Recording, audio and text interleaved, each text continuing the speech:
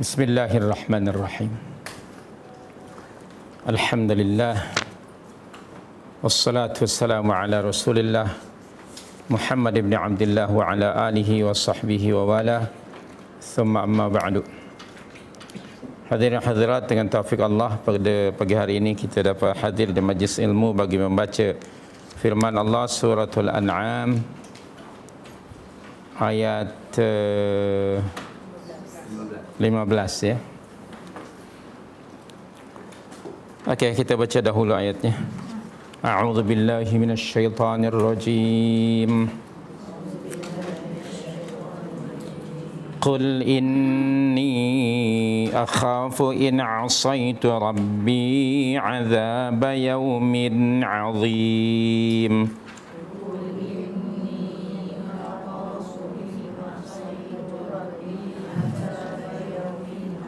Man yusraf anhu yawma idzin faqad rahimah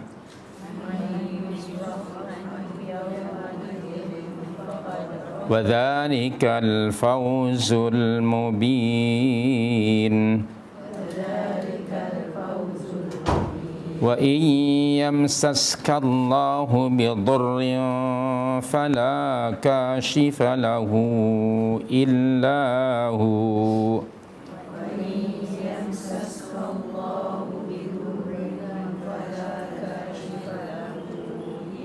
wa in yamsaska bi khairin fahuwa ala kulli syai'in qadir.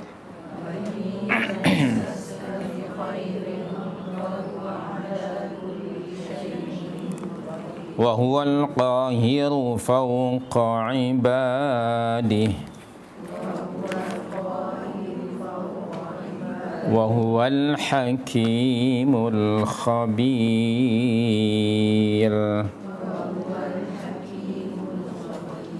Baik, kita baca dahulu terjemahan makna ayatnya. Qul, katakanlah, inni, sesungguhnya aku, akhafu, takut, in asaitu rabbi azab yaumin azim, takut terhadap azab hari yang besar jika aku menderhakai Tuhanku. Daripada ayat yang mulia ini, Allah Subhanahu wa taala memerintahkan Rasulnya sallallahu alaihi wasallam dan juga yang lainnya, setelah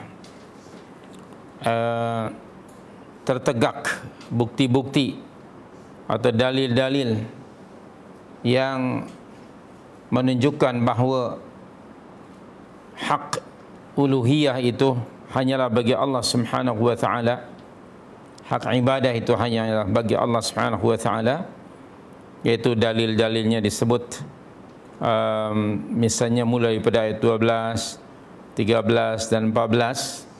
Itu semuanya dalil-dalil yang menunjukkan bahawa al-ubudiyah ataupun peribadatan dan penyembahan itu hanyalah hak Allah Subhanahu wa taala. Lalu setelah kamu mengetahuinya, maka Allah memerintahkan Rasul sallallahu alaihi wasallam untuk mengatakan kalimah ini. Qul, katakan oleh kamu, inni akhafu in asaitu rabbi azab yaumin azim. Perintah dari Allah, daripada Allah Subhanahu wa taala kepada Rasul sallallahu alaihi wasallam, merupakan pengakuan Nabi yang mulia ini, Nabi yang ma'asum ini. Ini adalah satu pengakuan daripada Rasul sallallahu alaihi wasallam yang ma'asum ini, ya, bahawa sesungguhnya Rasulullah sallallahu alaihi wasallam takut terhadap azab hari yang besar. Yaumun azim di sini bermakna yaumul hisab, yaumul qiyamah. Pada hari kiamat nanti, ya. Semua kita tahu bahawa di akhirat atau pada hari kiamat itu akan ada azab bagi mereka yang melakukan maksiat. Sebagaimana kita tahu dan daripada Al-Quran, informasi daripada Allah Subhanahu wa taala bahawa di akhirat itu ada azabun syadid. Antara lain pada surah 57 ayat nombor 20. Kemudian pernyataan Rasul sallallahu alaihi wasallam, perhatikan di sini, inni akhafu in asaitu rabbi. Ini juga mengisyaratkan bahawa adanya kalimat in, jika aku menderhakai Rabbku, menunjukkan bahawa Nabi sallallahu alaihi wasallam tidak melakukan maksiat. Untuk Rasul ya, in di situ bermakna jika, maknanya Nabi tidak melakukan maksiat, karena Rasulullah itu maksum. Okey. Kemudian Nabi SAW sangat takut akan azab pada hari kiamat jika sekiranya Rasulullah menderhakai Allah. Nah, kalau Rasul SAW yang maksum itu pun takut akan azab Allah pada hari kiamat jika ia menderhakai Allah, bagaimana pula dengan yang lainnya? Maka secara logiknya kita mesti lebih takut akan azab Allah Subhanahu wa taala. Rasul yang maksum pun ada ketakutan dari azab Allah, maka kita mestinya lebih takut. Itu pengajarannya tu. Kemudian in asaitu rabbi, asaitu kata kerja yang telah lalu, tapi ia menunjukkan maknanya akan datang. In asaitu daripada asa, okey, ya'si ma'siyat atau isyanun, rutubnya itu. Maksiat itu ada dua jenis ya. Yang pertama ialah meninggalkan perintah, yang kedua melakukan apa yang ditegah. Itu maksiat. Allah perintah, contohnya Allah perintahkan pada iblis untuk sujud pada Adam. Banyak ayat lah, antara lain pada surah Al-Baqarah ayat 34. Bismillahirrahmanirrahim. Wa idh qala rabbuka lil malaikati usjudu li Adam fasajadu illa iblis aba wastakbara wa kana minal kafirin. Aba, iblis enggan mematuhi perintah Allah. Ketika Allah perintahkan para malaikat termasuk jin untuk sujud pada Adam, para malaikat dan jin seluruhnya, ada malaikat seluruhnya sujud pada Adam mematuhi perintah Allah, melainkan iblis. Di situ aba, apa makna aba? Enggan. Enggan apa? Enggan mematuhi perintah Allah. Meninggalkan perintah Allah itu maksiat. Ya, meninggalkan perintah Allah adalah maksiat. Nah, kepada Adam di ayat 35 Allah berfirman, supaya kamu wahai Adam dan istri kamu tinggallah dalam syurga ini, dan kamu berdua makanlah apa jua buah-buahan yang ada di dalamnya, tetapi jangan kamu mendekati pokok ini. Wala taqraba hadhihi syajarah fatakuna minadh zalimin. Nah, Allah Subhanahu wa taala melarang Adam dan Hawa dari mendekati pokok yang Allah sebut dalam ayat itu, hadhihi syajarah. Tapi kemudian keduanya lupa akan larangan itu, yang akhirnya mereka melanggar apa yang ditegah Allah Subhanahu wa taala itu. apabila Adam melanggar apa yang ditegah Allah, berarti dia melakukan apa? Maksiat. Wa 'asa Adamu rabbahu.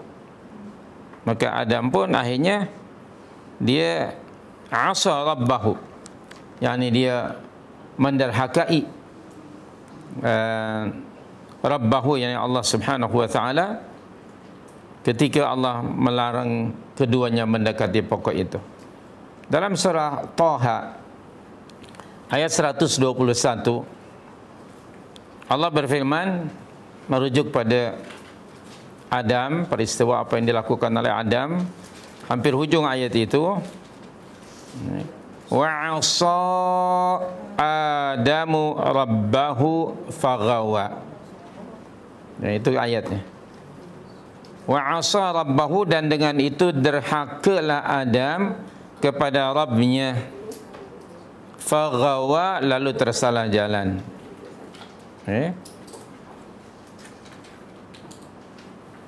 Okey. Jadi itulah dia contoh maksiat. Saya ulang, maksiat yang pertama meninggalkan perintah Allah. Maksiat yang kedua melakukan apa yang ditegah. Dua-duanya maksiat.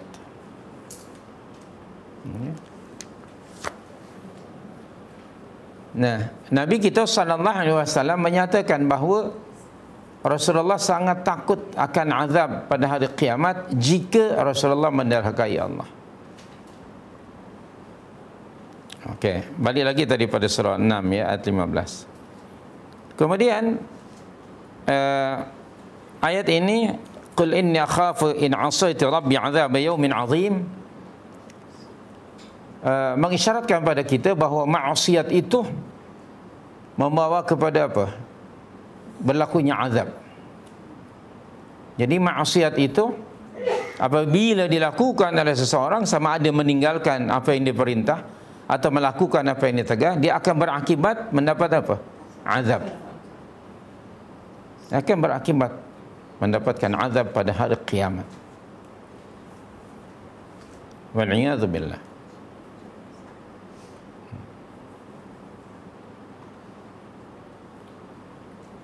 Kecualilah jika mungkin orang yang melakukan maksiat itu sempat bertaubat, seperti mana Adam alaihissalam.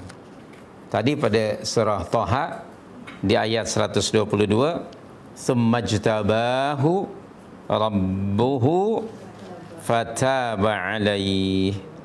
Kemudian Rabbnya memilihnya dengan diberi taufik untuk bertaubat kepada Allah, wahada, dan Allah menerima taubatnya lalu diberi hidayah. Adam taubat pada Allah. Sebelum taubat tentu dia ada pada diri keduanya, yaitu penyesalan, an-nadamah, ya, menyesali diri akan apa yang pernah dilakukannya. Okay? Maka itu salah satu syarat taubat, ialah mesti ada an-nadamah, perasaan menyesal akan apa yang sudah dibuat. Bila menyesal, nanti akan menimbulkan lagi atau step berikutnya bertaubat kepada Allah. Memandangkan Adam alaihissalam tidak tahu bagaimana tata cara bertaubat pada Allah, maka fatalaqa Adamu min rabbih kalimat, ya, di surah Al-Baqarah ayat yang ke-38 ke 37. Fatalaqa Adamu min rabbih kalimat. Lalu Adam pun menerima daripada Rabbnya beberapa kalimah, tata cara bertaubat pada Allah, dan akhirnya keduanya berdoa kepada Allah atas kalimah yang diturunkan oleh Allah supaya ia bertaubat kepada Allah, dan diamalkannya itu pada surah Al-A'raf ayat 23. Faqala wa qala, dan keduanya berkata, Rabbana zalamna anfusana wa illam taghfir lana wa tarhamna lanakunanna minal khasirin.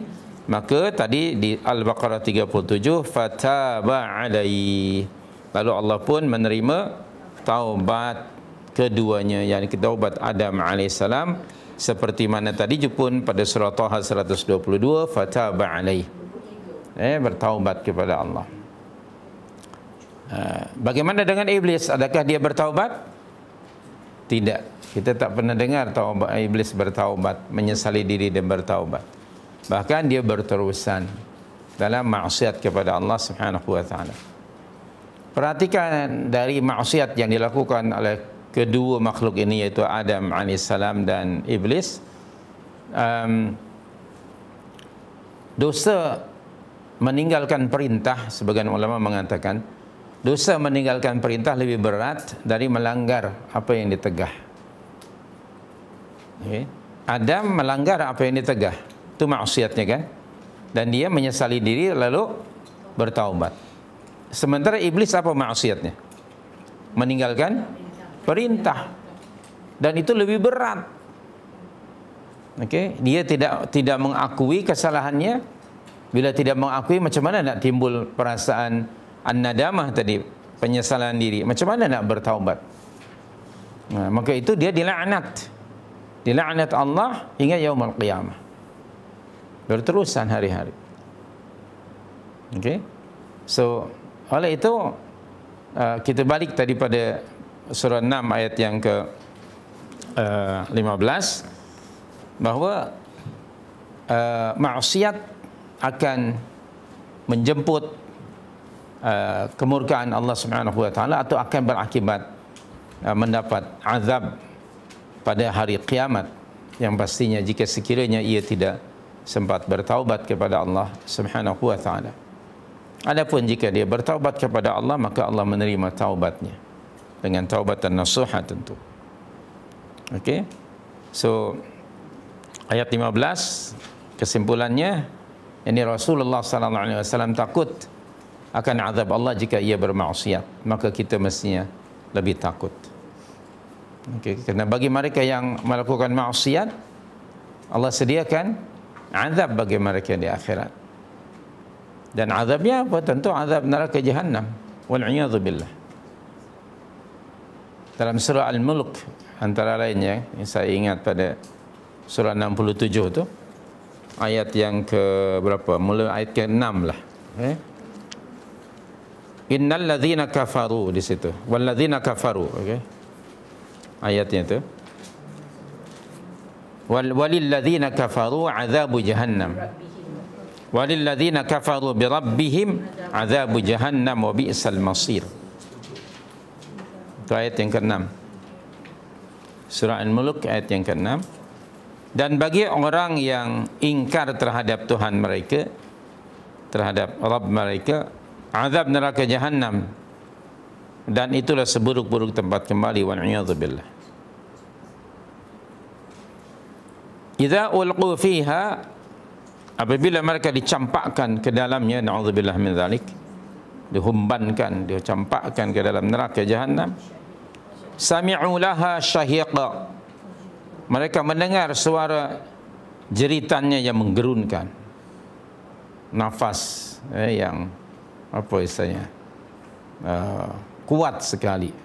Jadi kalau begitu, neraka ini juga dia ada tanafus, ada nafas dia, dengan suara nafasnya itu pun menggerunkan.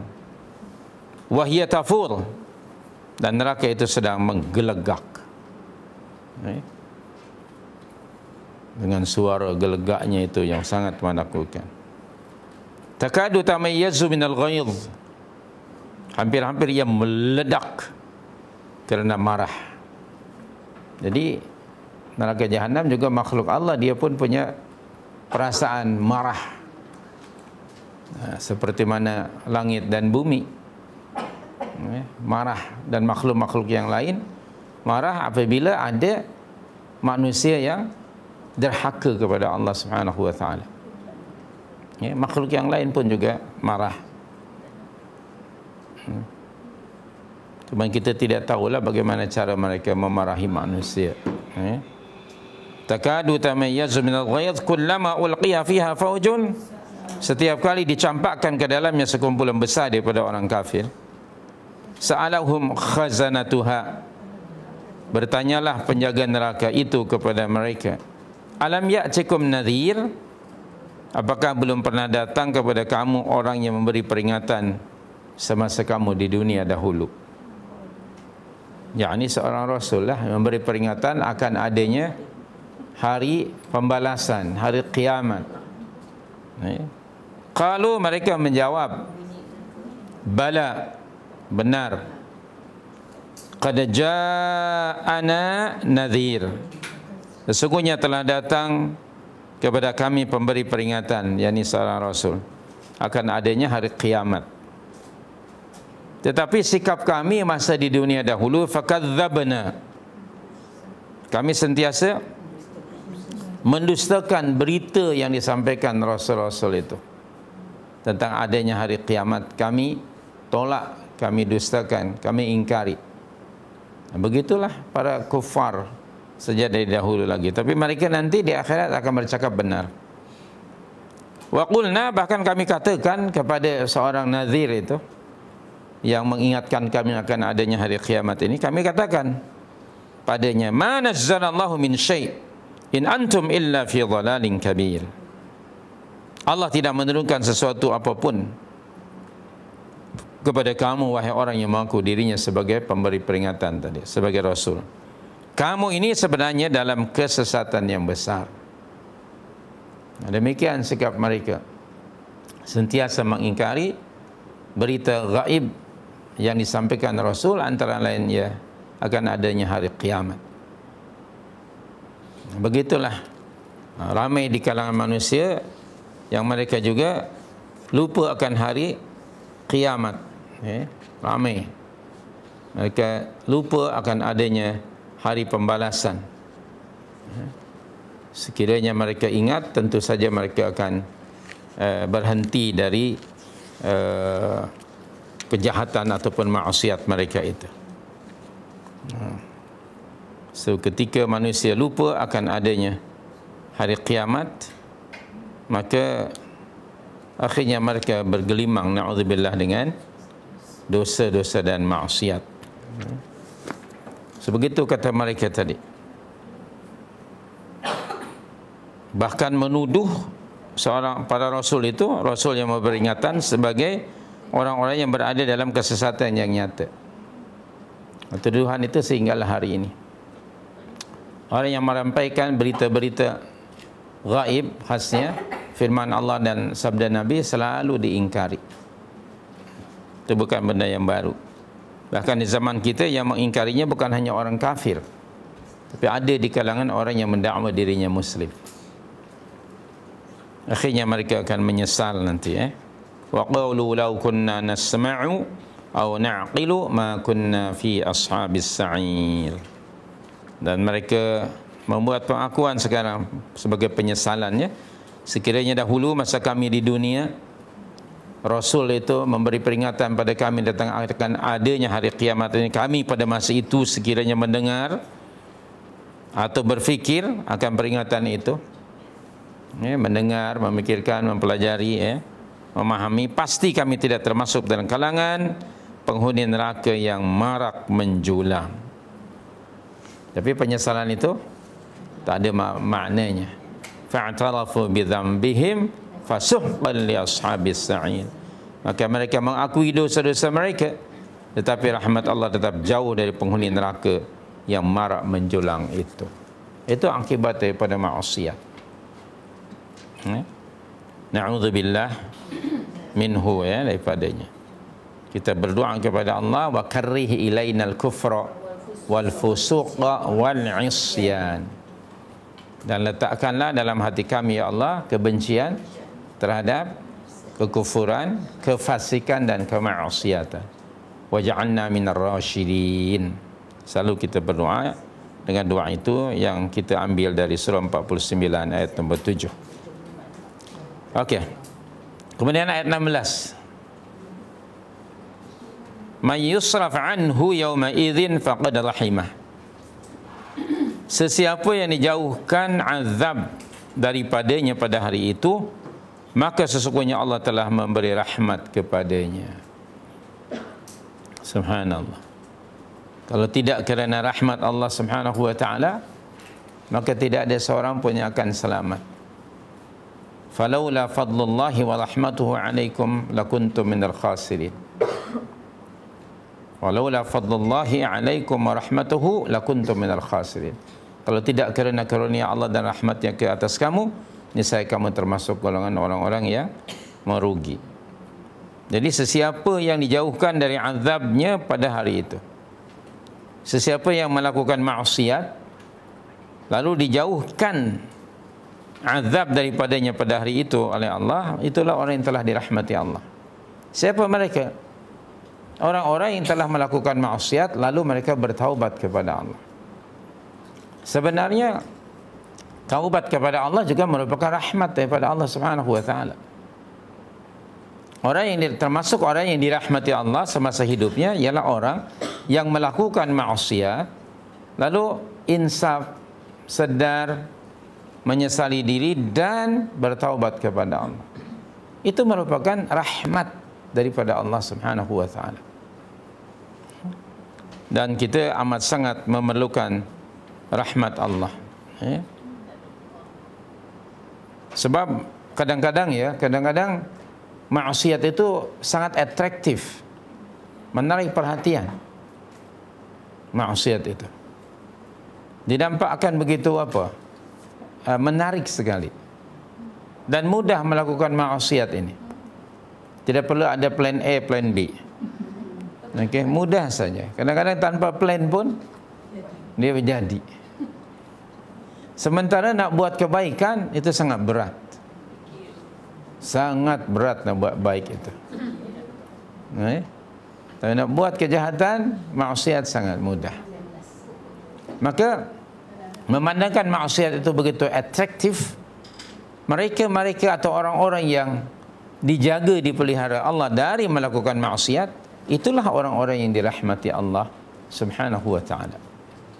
Kita mengharap semoga Allah sentiasa merahmati kita dalam bentuk kita dijauhkan dari melakukan maksiat. Kedua, di akhirat nanti bagi mereka yang melakukan maksiat lalu dirahmati Allah, yakni tentu orang ini telah bertaubat kepada Allah dengan taubatan nasuha. Sebagaimana kita baca pada surah 66 ayat nombor 8. Surah At-Tahrim ayat nombor 8. Bismillahirrahmanirrahim. Ya ayyuhalladzina amanu tubu ilallahi taubatan nasuha asa rabbukum ayyukaffira ankum sayyiatikum wa yudkhilkum jannat tajri min tahtiha al-anhar yauma la yukhzillahu an-nabiyya walladzina amanu ma'ahu nuruhum yas'a baina aydihim wa bi aymanihim yaqulun, ini doa, Rabbana atmim lana nurana waghfir lana innaka ala kulli syai'in qadir. Itu ada doa di situ, Rabbana atmim lana nurana hinggalah hujung ayat. Ini taubat kepada Allah dengan taubatan nasuha. Maka asa rabbukum ayyukaffir ankum sayyiatikum, niscaya atau mudah-mudahan Rabbmu akan menghapuskan kesalahan-kesalahan kamu, bahkan memasukkan kamu ke dalam syurganya yang di dalamnya mengalir sungai-sungai. Jadi mereka yang pernah melakukan maksiat lalu bertaubat kepada Allah, itulah dia orang-orang yang dijauhkan azab daripadanya pada hari kiamat itu. Itulah dia orang yang telah diberi rahmat Allah kepadanya. Okay. Di surah 3 kita pernah baca ayat 185. Orang yang mendapat kejayaan, keberuntungan yang besar, wa dzalikal fawzul mubin, itulah kejayaan yang nyata, yaitu Bismillahirrahmanirrahim. Ali Imran 185. Kullu nafsin dha'iqatul maut wa innama tuwaffawna ujurakum yaumal qiyamah.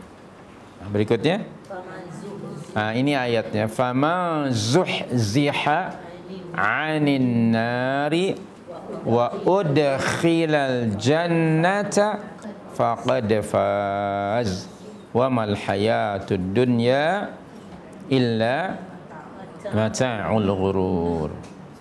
Itu ada. Faman zuhziha, ayatnya itu. Faman zuhziha 'anil nar, maka sesiapa yang dijauhkan dirinya daripada neraka, wa udkhilal jannah, Allahu akbar, dan dimasukkan ke syurga, faqad faz, maka sesungguhnya dia telah berjaya.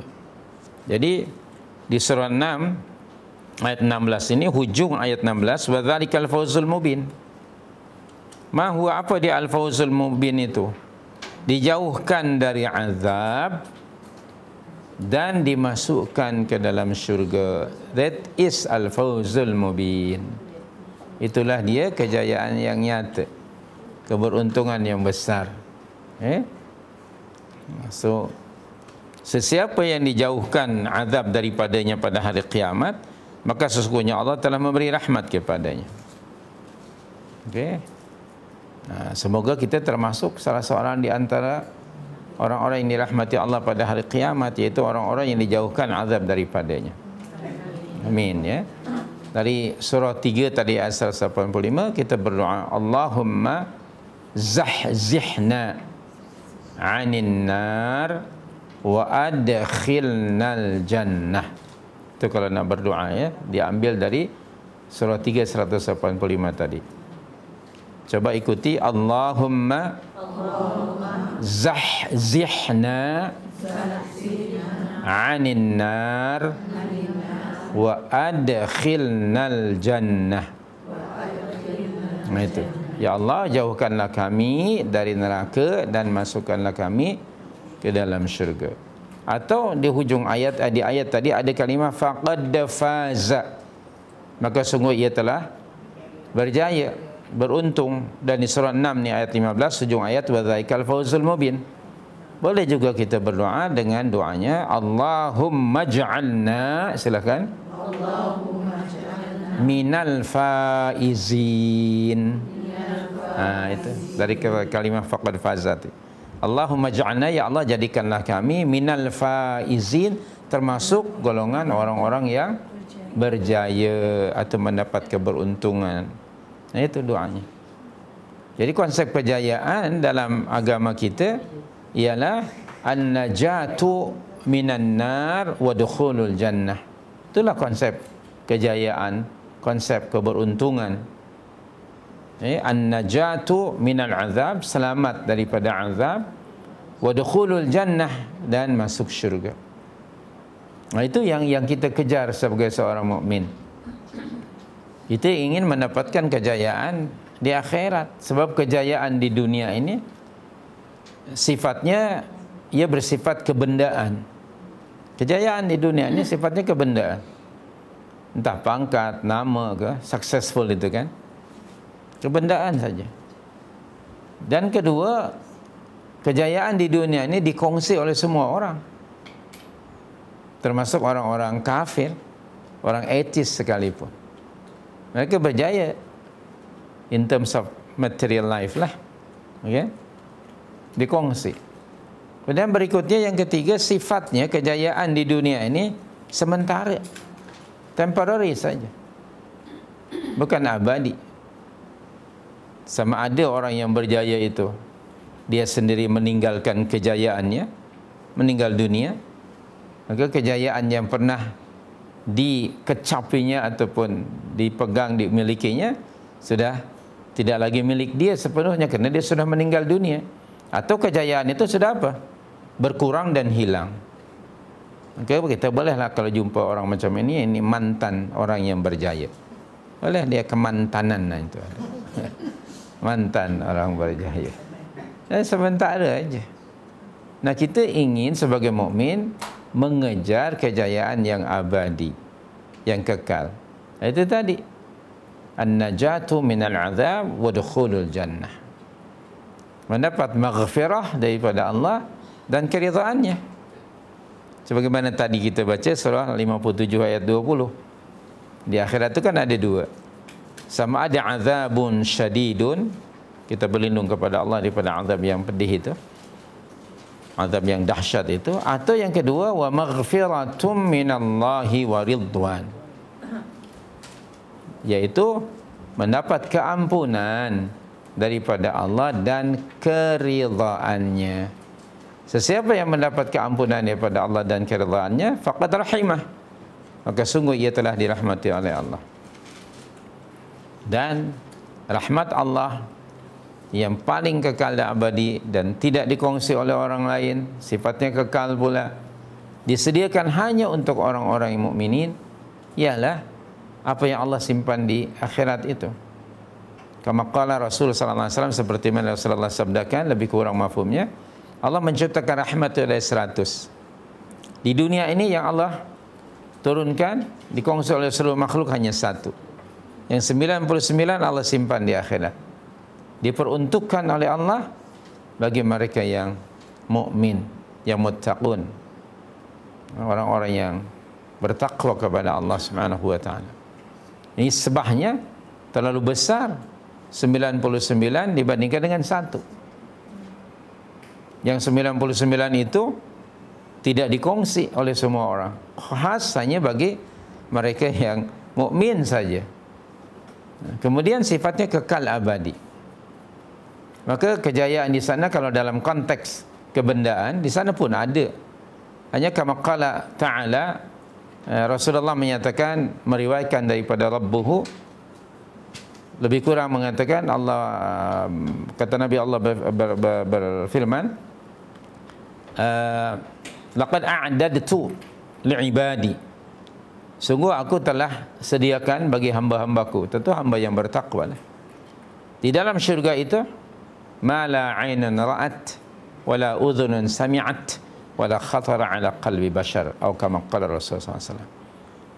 Apa yang Allah sediakan bagi hamba-hamba yang bertakwa di dalam syurga itu, sesuatu yang tidak pernah terlihat, tak pernah nampak dengan mata ini di dunia ini, bahkan tak pernah didengar melalui pendengaran kita, bahkan tidak terlintas pun di minda seseorang. Subhanallah. So, kejarlah al-fawzul azim ini, al-fawzul mubin, kejayaan yang nyata. Okay, dengan atau melalui apa jua yang Allah anugerahkan pada kita.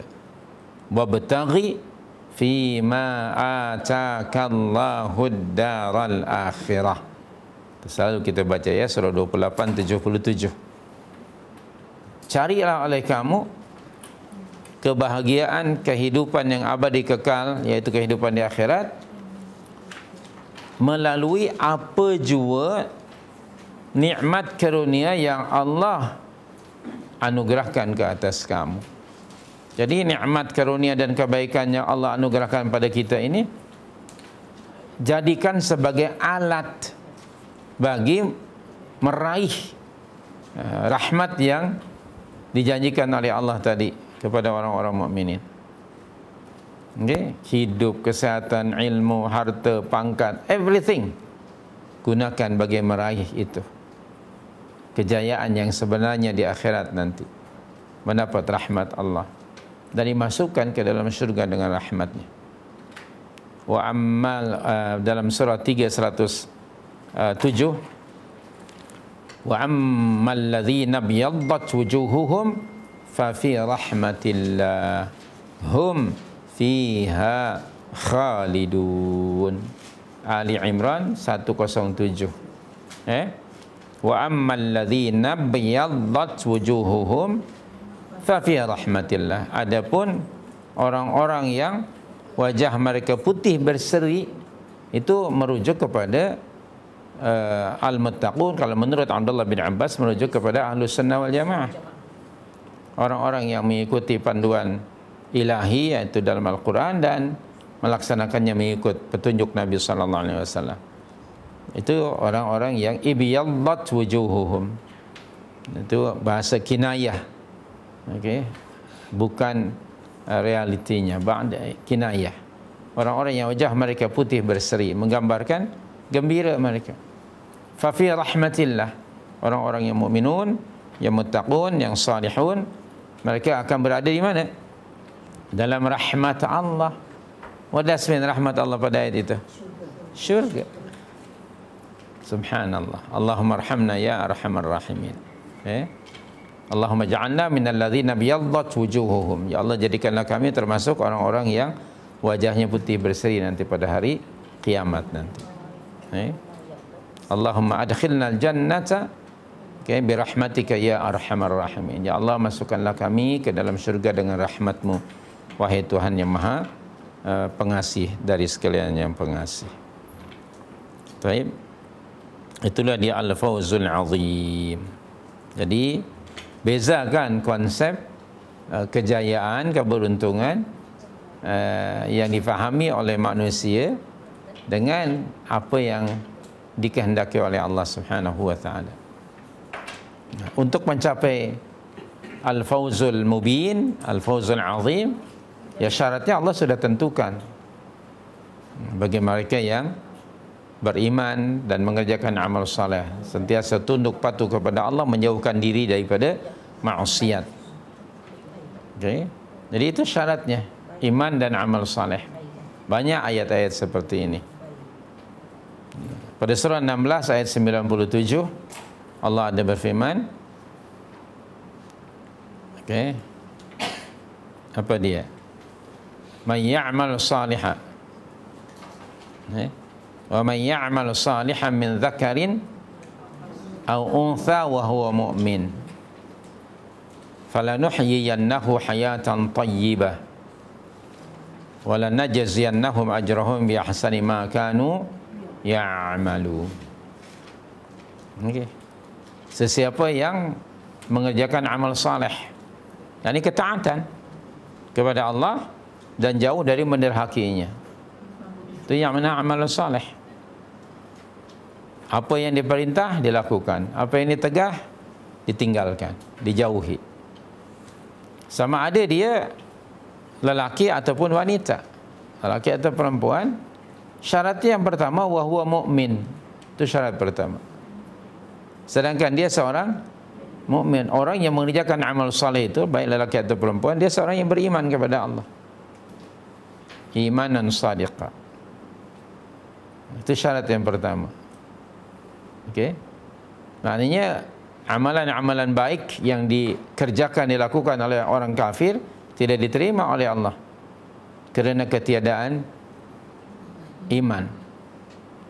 Diterima hanya diganjari, diberikan pahala oleh Allah di dunia ini. Orang-orang kafir pun juga dapat reward dari Allah, tapi di dunia lah. Misalnya mungkin Allah tambah lagi hartanya, pangkatnya makin naik, namanya dikenal orang, kemudian dia mungkin dapat pengat atau pingat, misalnya, dapatlah di dunia ini as a reward. Tapi di akhirat tidak dapat kerana ketiadaan iman. Bagi mereka yang beriman kepada Allah dan mengerjakan amal saleh, ketaatan, maka apa dia reward yang disediakan oleh Allah? Fala nuhyiyannahu hayatan thayyibah. Itu ada lam dan nunut taukid to emphasize. Fala nuhyiyannahu. Lam dengan nun ada sabdu. Maka pasti ini saya akan kami apa? Berikan pada mereka kehidupan yang thayyibah. Dalam bentuk indefinite, kehidupan yang baik. Tidak mestinya hidup yang baik itu asasnya material, tidak. Material itu hanya salah satu saja. Kehidupan yang baik. Subhanallah, mendapat jaminan dari sisi Allah Subhanahu wa taala hayatan thayyibah. Kehidupan yang baik, yang excellent. Dari berbagai aspek. Okey, fizikal ke, mental ke, spiritual ke, hayatan thayyibah. Ekonominya ke, social life-nya ke, keluarganya ke, semuanya thayyibah. Itu jaminan daripada Allah. Okay. Adapun kejayaan harta, misalnya pangkat bersifat dunia, boleh jadi Allah berikan. Salah satunya saja. Jadi saya Allah menggunakan hayatan thayyibatan, pakai tanwin, menunjukkan am, kehidupan yang baik. Okay. Peaceful in mind, kan, sentiasa di bawah naungan rahmat Allah Subhanahu wa taala, dijaga oleh Allah dari mendapat kemadaratan dan macam-macam dalam bentuk yakni rahmat Allah selama hidupnya. Hayatan thayyibah itu di dunia. Bagaimana di akhirat? Wala najziyannahum ajrahum bi ahsani ma kanu ya'malun, dan pasti kami akan apa? Berikan jaza atau balasan yang lebih baik dari apa yang mereka kerjakan, berbagai jenis kebaikan selama mereka hidup di dunia ini. Okay? Sesungguhnya kami akan membalas mereka dengan memberikan pahala yang lebih daripada apa yang mereka telah lakukan. Subhanallah. Ayat-ayat macam ini is good news daripada Allah, glad tiding, and then dia mesti memotivasi diri kita to be one of them lah. Kita sangat mengharapkan jaza daripada Allah yang dijanjikan oleh Allah.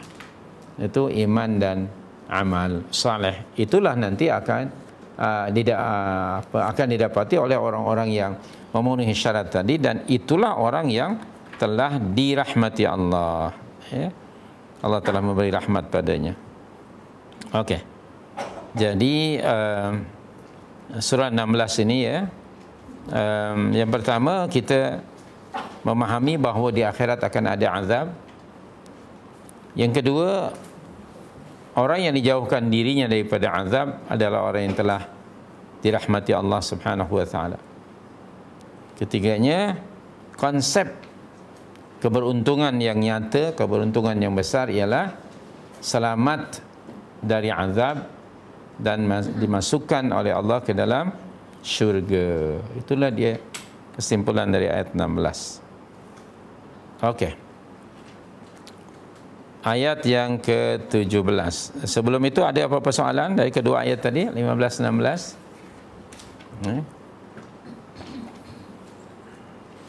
Okey. So ayat yang ke-17 ke-11 ya. Wa iyyamsaskallahu bidur. Jika Allah menimpakan engkau dengan suatu bencana, bidurrin, satu bencana. Di sini yamsaska itu maknanya menimpalah, menimpakan engkau. Daripada al-massu bermakna yusibuka. Yamsaska makna yusibuka, menimpa engkau suatu musibah. Bidurrin dengan satu apa? Kemadaratan, satu bencana. Itu sesuatu yang menyusahkan ya. Manusia, baik itu dirinya, fizikalnya, kemuliaannya, hartanya. Seperti sakit ke, kefakiran ke, keperitan hidup ke, yang membawa kepada kesedihan, duka cita. Wa yamsaskallahu bidurrin. Dan dari ayat ini juga tidak ada yang dapat menimpakan suatu bencana ke atas seseorang melainkan Allah Subhanahu wa taala sahaja. Okay. Jadi Allah melalui ayat ini memberitahukan pada kita bahawa Allah adalah Malikud Durri wan Naf'i. Allah adalah penguasa yang akan menimpakan satu musibah ataupun memberi satu manfaat. Dan Allah lah yang al-mutasarrif, yang mengatur segala urusan makhluknya dengan kehendaknya yang mutlak. Jadi di sini, jika Allah menimpakan engkau wahai manusia dengan suatu madarat, satu musibah, satu bencana, seperti yang sedang berlaku sekarang umpamanya, itu satu bencana yang ditimpakan Allah Subhanahu wa taala ke atas manusia. Dan yang pertama tentang bencana ini adalah atas kehendak Allah Subhanahu wa taala. Tidak ada satu pun peristiwa dan kejadian yang berlaku di atas muka bumi ini melainkan atas kehendaknya. Misalnya musibah juga seperti itu. Dalam surah 9:51, qul, katakanlah, la yusibana illa ma kataballahu lana huwa maulana wa 'ala Allahi falyatawakkalul mu'minun. Surah 9:51, betul? Sudah jumpa? Qul la yusibana illa ma kataballahu lana. Kemudian wa 'ala Allahi falyatawakkalul mu'minun. Terjemahan makna ayat.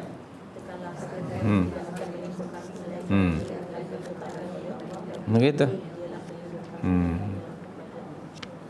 Jadi Allah memerintahkan kepada baginda sallallahu alaihi wasallam untuk mengatakan, tidak sama sekali akan menimpa kami, menimpa kita sesuatu pun kecuali apa yang telah ditetapkan Allah bagi kita, bagi kami. Huwa maulana, dialah Allah Subhanahu wa taala pelindung yang menyelamatkan kita dari sesuatu yang ditetapkannya itu, yaitu berupa musibah. Maka wa 'ala Allahi falyatawakkalul mu'minun, dan kepada Allah jualah orang-orang yang beriman bertawakal. Musibah yang sedang berlaku ialah atas kehendak Allah. Dan Allah punya kehendak yang mutlaqah, yang mutlak, absolut. Musibah ini sesuatu yang ditetapkan oleh Allah Subhanahu wa taala, dan tidak ada seorang pun yang dapat lari dari musibah yang telah ditetapkannya itu, sebagaimana dalam Al-Baqarah 155, wala nabluwannakum bisyai'in minal khauf wal ju' wa naqsin minal amwal wal anfus wath thamarat wa basyyiris sabirin. Siapa dia? Alladzina idza asabathum musibah qalu inna lillahi wa inna ilaihi raji'un. Ayat 157. Oleh itu, musibah apapun juga yang ditetapkan oleh Allah ke atas makhluknya, bagi orang mukmin ia menjadi rahmat, dan bagi orang kafir dia menjadi azab. Nanti rujuk kembali Riyadhus Shalihin jilid pertama bab sabar. Nabi menyatakan lebih kurang seperti itu. Bila suatu musibah itu berlaku, maka musibah itu menjadi rahmat ke atas orang mukmin dan menjadi azab ke atas orang kafir. Oleh itu, apabila satu-satu musibah berlaku di satu-satu tempat, kalau orang mukmin itu dia sabar menerima musibah itu, dengan husnul dhanni billah, baik sangka kepada Allah, dia tidak komplain, tidak condemn, dan ia hendaknya, kata Nabi, tetap di tempat itu, jangan keluar dari tempat berlakunya musibah. Dan dia mengharap pahala dari sisi Allah. Maka kalau ia mati kerana sebab musibah itu, berupa apa-apa jenis virus, dia akan mendapat reward asy-syahadah, kesyahidan, sebagai syahid. Nanti tidak rujuk dalam kitab Riyadhus Shalihin bab sabar, hadis nombor 3 atau ke-4 dalam bab itu. Jadi bagi orang mukmin ternyata jadi rahmat. Tapi provided dia tidak boleh meninggalkan tempat itu. Bagi orang kafir justru jadi azab. Okay. Jadi saya ulang, bagi yang terkena musibah di tempat itu tak boleh keluar kata Nabi, dan yang dari luar tak boleh masuk. Bahasa kita sebut apa hari ini? Karantin lah. Itu sudah ada 1400 tahun yang lalu Nabi sudah sebut istilah itu.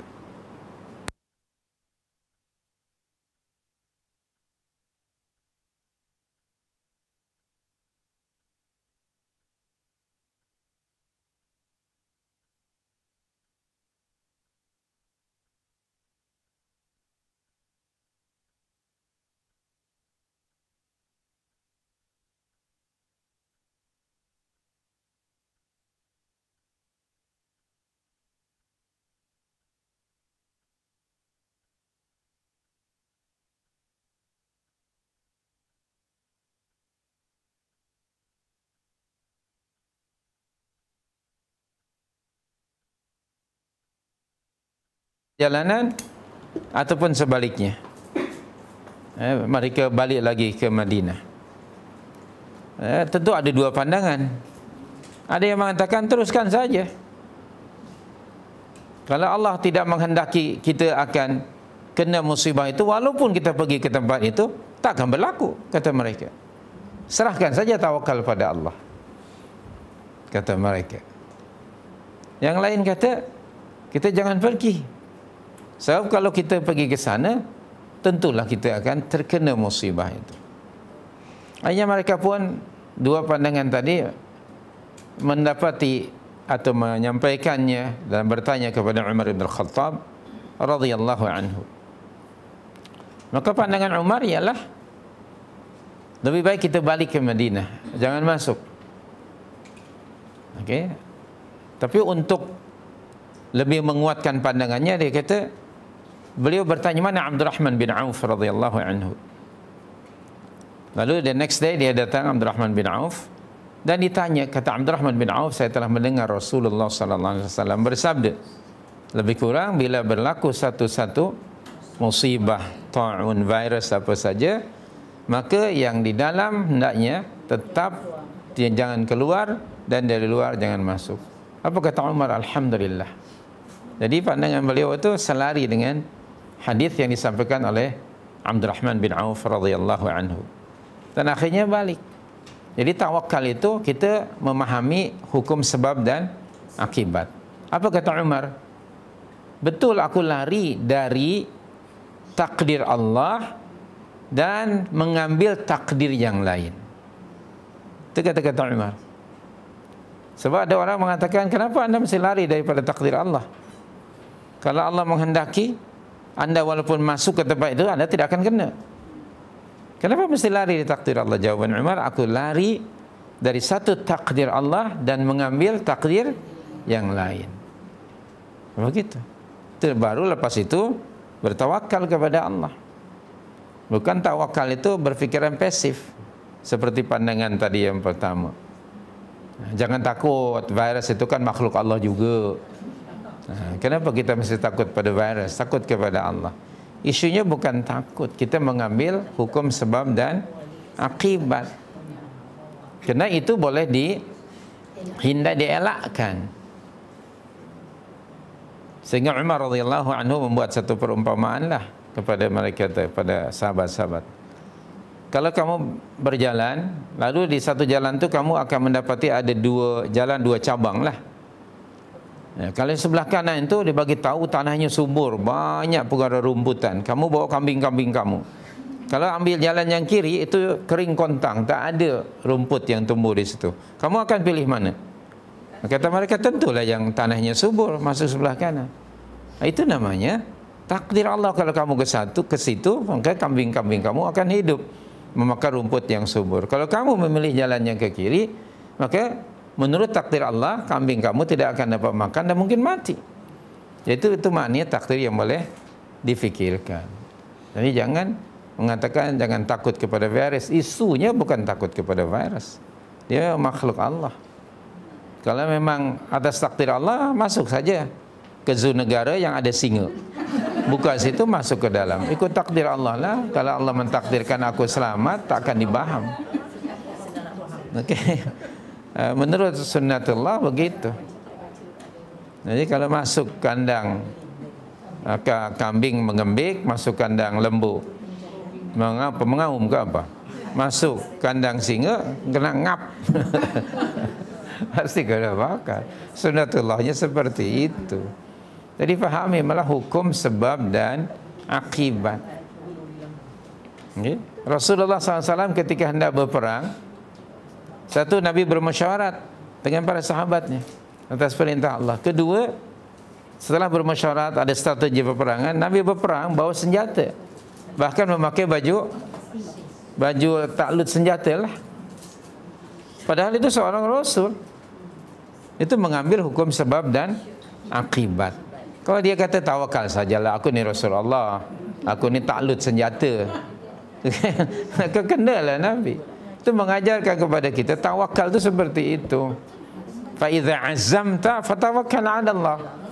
Surah 350 159. Kalau kita sudah berbincang mengambil tahu sebab dan akibat, maka barulah kita telah bulat keputusan diambil secara musyawarat, barulah fatawakkalna 'ala Allah. Kan? Itu pada surah 3 159. Fa idza azamta fatawakkal 'ala Allah. Seorang sahabat yang datang menghadap baginda sallallahu alaihi wasallam, Nabi tanya, "Kamu datang macam mana ke sini?" "Saya bawa pakai naik unta." "Dari mana unta kamu?" "Saya biarkanlah, tidak diikat." Apa kata Nabi? "Ikat." Barulah tawakal pada Allah. Jadi fahamilah konsep itu. Begitu, bukan pemahaman yang salah ya. Jadi kita kembali lagi pada ayat 17 tadi, wa ayyamsaskallahu bidurrin. Kalimat durrin, apa saja dur? Yani musibah berbagai bentuk. yakni sesuatu yang tidak diingini oleh manusia berlaku, tapi tetap berlaku. Sesuatu yang akan mendukacitakan seseorang, sama ada mungkin menimpa mentalnya, fizikalnya, keuangannya, apa saja itu sebut musibah, durrun. Maka fala kashifa lahu illahu, maka tidak ada sesiapa pun yang dapat menghapuskannya kecuali dia sendiri, yakni Allah Subhanahu wa taala. Tidak ada yang dapat menghilangkan, mengangkat satu-satu musibah illa Allah Subhanahu wa taala. Mari kita rujuk surah 35, surah Fatir ayat nombor 2. Fatir ayat nombor 2.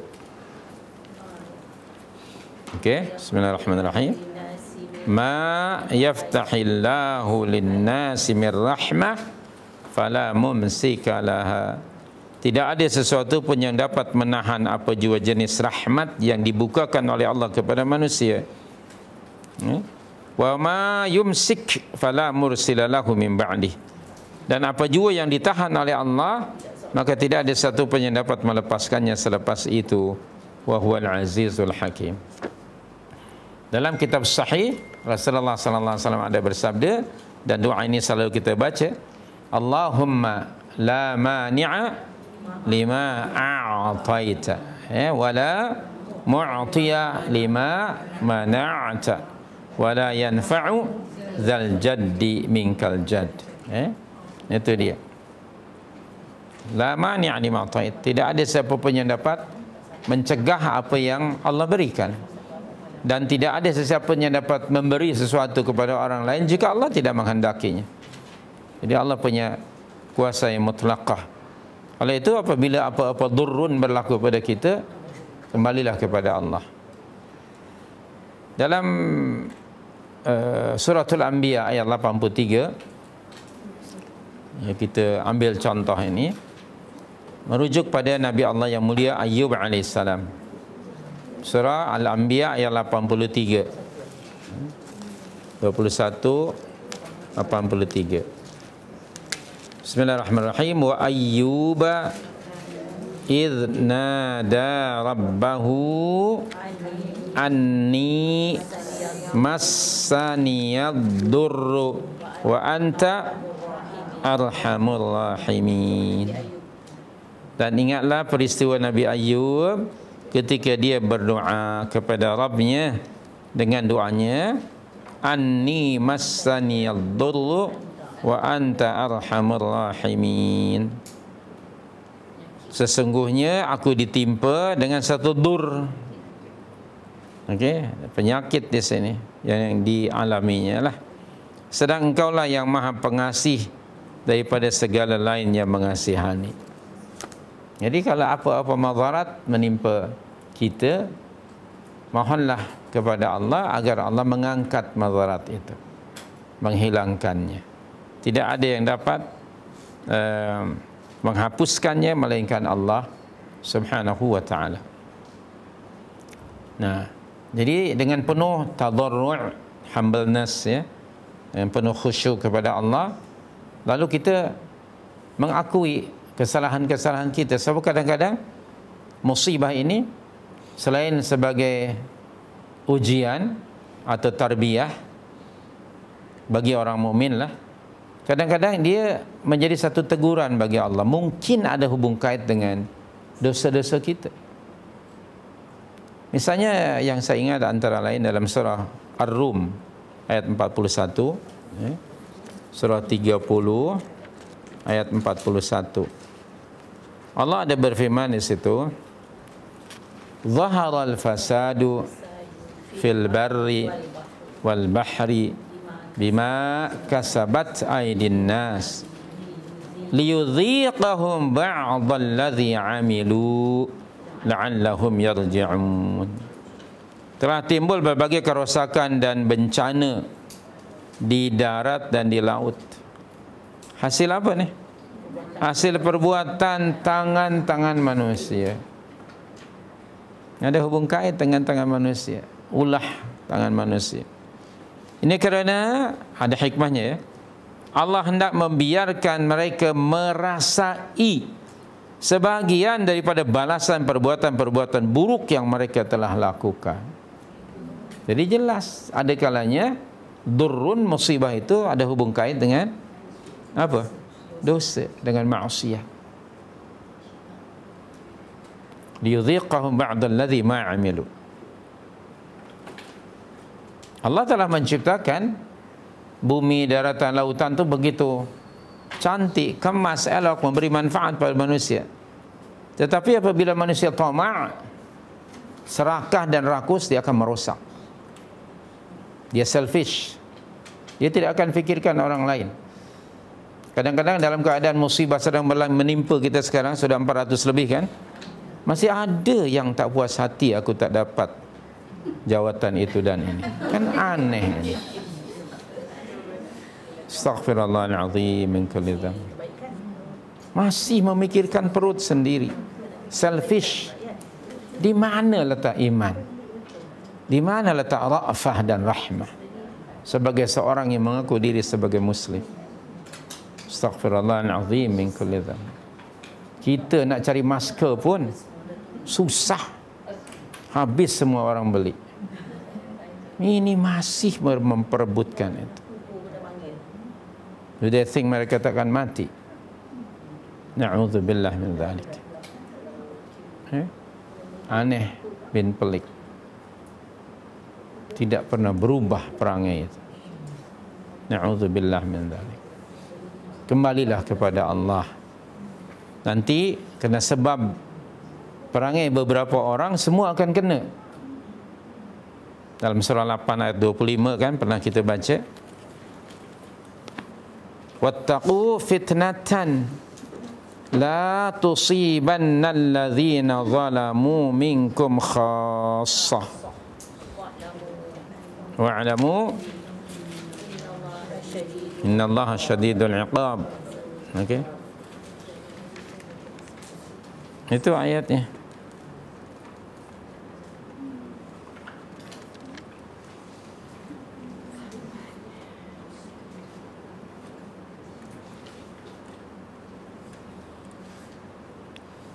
Wattaqu fitnatan, apa artinya? Takutlah kamu, jaga-jaga diri kamu waspada dari satu fitnah, maknanya azab. Yang apabila Allah telah tetapkan, maka azab itu tidak akan hanya menimpa orang-orang yang melakukan kejahatan di antara kamu sahaja.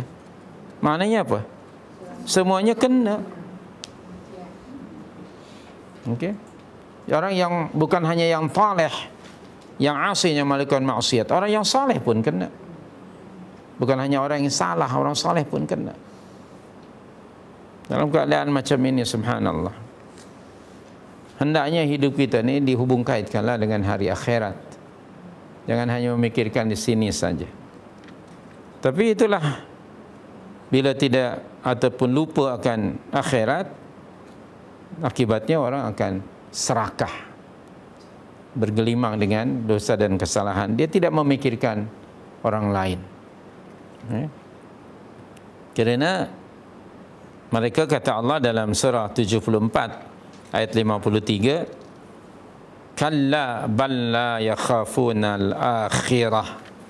Itu dia di antara penyebabnya, ya, dalam surah 74 ayat 53.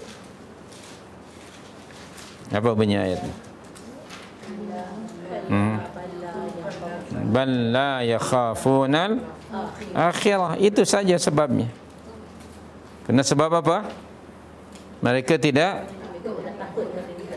takut pada negeri akhirat, seolah-olah hidup hanya di sini saja.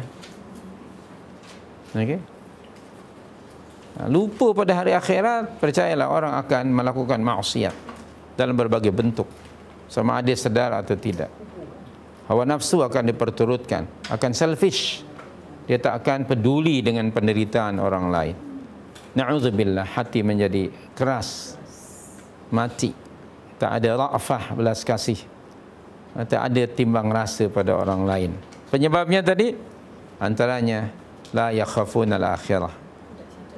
Tidak takut akan adanya akhirat. Bukan tak beriman, tapi imannya hanya di bibir. Di surah yang berikutnya, surah 75, Allah ada sebut pada ayat 20 dan 21.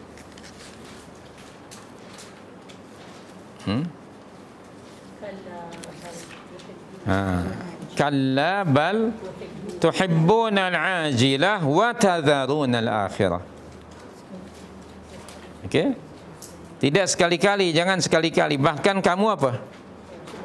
Lebih mencintai kehidupan dunia yang sementara ini, dan kamu mengabaikan kehidupan hari akhirat.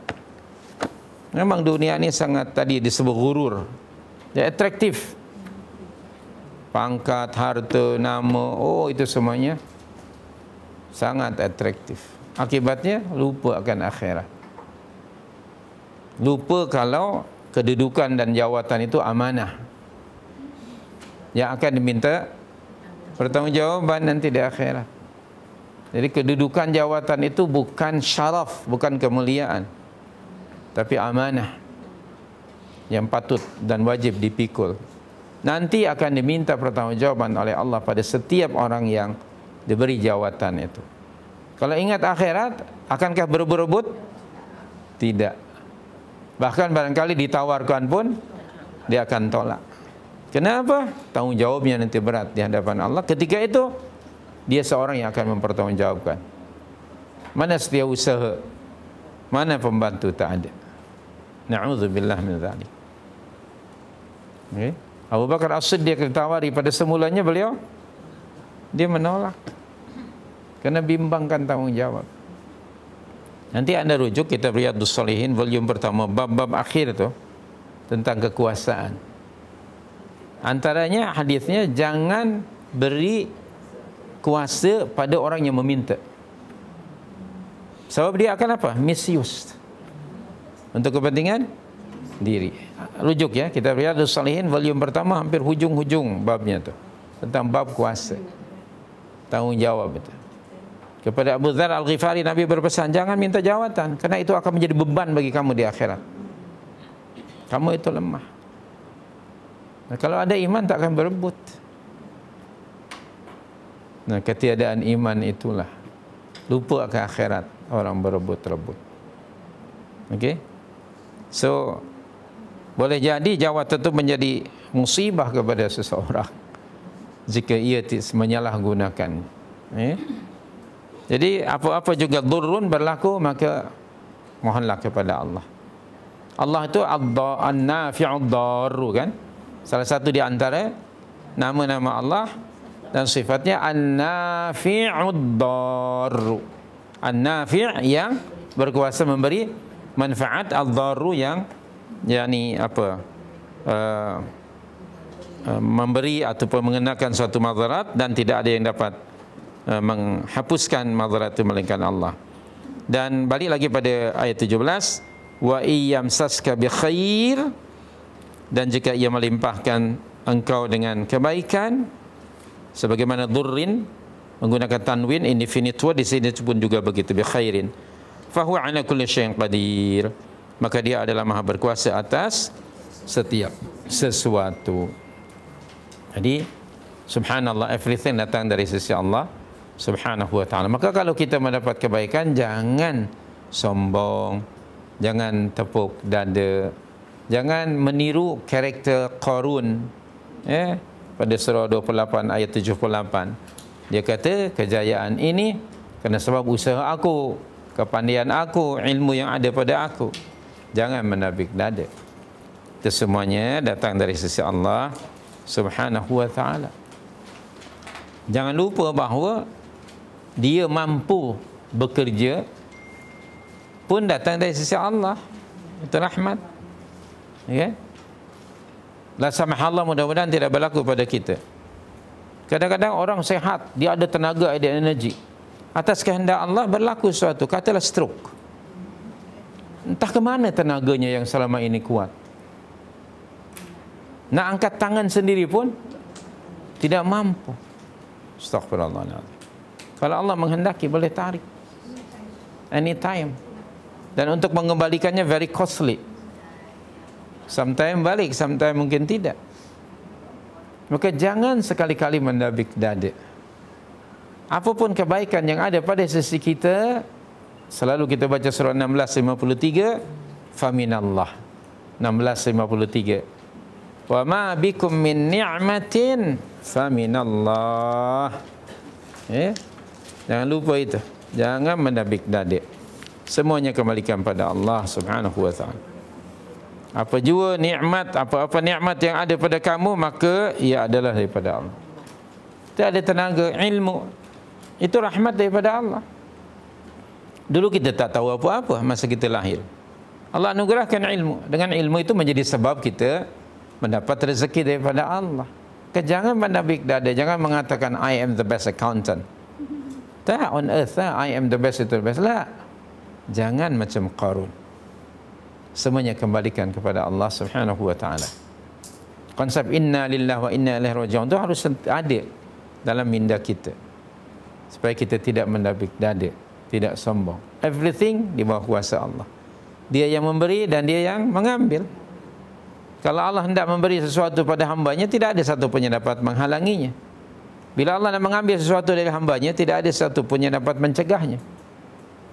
Dan ini penting. Semuanya ini akidah.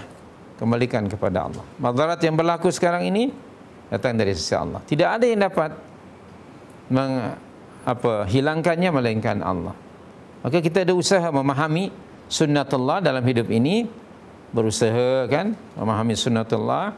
Kemudian pada waktu yang sama kita beristighfar kepada Allah. Boleh jadi musibah ini ada hubung kait dengan dosa-dosa kita. Lepas itu kita berdoa, kerana tidak ada yang dapat menghilangkannya melainkan Allah subhanahu wa ta'ala. Jadi kombinasi antara memahami sunnatullah, tadarru' dan doa kepada Allah, itulah yang namanya tawakal. Wa 'alallahi falyatawakkalil mu'minun, tadi surah 9 ayat 51. Hanya kepada Allah lah kita bertawakal. Jadi kesimpulannya pada ayat yang ke-17 ini, Allah Maha berkuasa sama ada hendak menimpakan satu madarat atau memberi manfaat. Apabila satu-satu madarat berlaku, tidak ada yang dapat menghapuskannya melainkan Allah subhanahu wa ta'ala, maka mintalah hanya kepada Allah Subhanahu wa taala. Semoga musibah yang sedang berlaku berupa COVID-19 ini segera Allah Subhanahu wa taala hapuskan dan yakni Allah angkat. Dan semoga kita mengambil hikmahnya sebagai hamba Allah untuk kembali kepada Allah Subhanahu wa taala dan melakukan muhasabah.